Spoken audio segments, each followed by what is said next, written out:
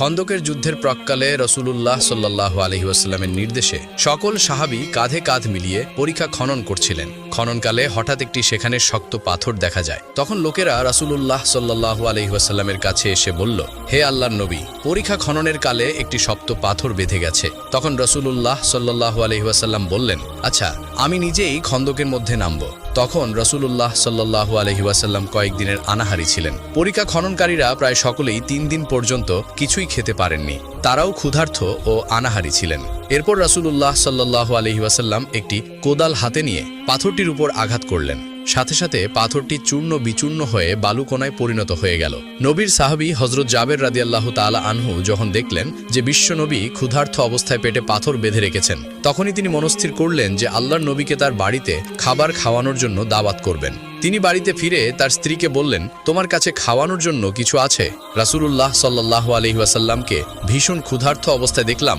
এই অবস্থায় দেখে আমি আর সহ্য করতে পারছি না, তাই সিদ্ধান্ত নিয়েছি রাসূলুল্লাহ সাল্লাল্লাহু আলাইহি ওয়াসাল্লামকে একবেলা খাবার খাওয়াবো। তখন জাবের রাদিয়াল্লাহু তাআলা আনহুয়ের স্ত্রী একটি পাত্রে 1 চা পরিমাণ জব বের করে বললেন, এই জব ছাড়া ঘরে আর কিছুই নেই।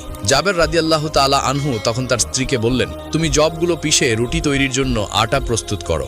এই কথা বলে জাবের রাদিয়াল্লাহু তাআলা আনহু ভাবতে শুরু করলেন যে রুটির তো ব্যবস্থা হয়েই গেল, সাথে যদি আরো কিছু ব্যবস্থা করা যেত তাহলে হয়তো রাসূলুল্লাহ সাল্লাল্লাহু আলাইহি ওয়াসাল্লাম অনেক খুশি হতেন। কিছুক্ষণ পরই তার মনে আসলো যে তাদের একটি মোটাতাজা বকরির বাচ্চা আছে। এই কথা ভেবে তিনি নিশ্চিন্ত হলেন। সাথে সাথে এক দৌড়ে তিনি রাসূলুল্লাহ সাল্লাল্লাহু আলাইহি ওয়াসাল্লামের কাছে উপস্থিত হলেন এবং সালাম দিয়ে চুপি চুপি নবী করিম সাল্লাল্লাহু আলাইহি ওয়াসাল্লামকে বললেন, ইয়া রাসূলুল্লাহ, আমি তো গরিব মানুষ, আমার তেমন কোনো সম্পদ নেই, কিন্তু আমার বহুদিনের বাসনা আপনাকে একবেলা আমার বাড়িতে দাওয়াত করে খাওয়াবো, যদি আপনি আমার দাওয়াত কবুল করেন।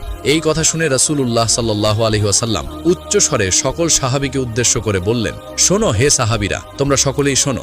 আজকে আমার জাবের আমাদের তার বাড়িতে খাবার খাওয়ার জন্য দাওয়াত করেছেন। আমি দাওয়াত কবুল করেছি। তোমরা সকলে জলদি করে কাজ সেরে নাও। আজকে আমরা সকলে জোহরের নামাজ বাদে জাবেরের বাড়িতে যাব খাবার খাওয়ার জন্য। এই কথা শুনে সকল সাহাবীর মুখে হাসি ফুটে উঠল।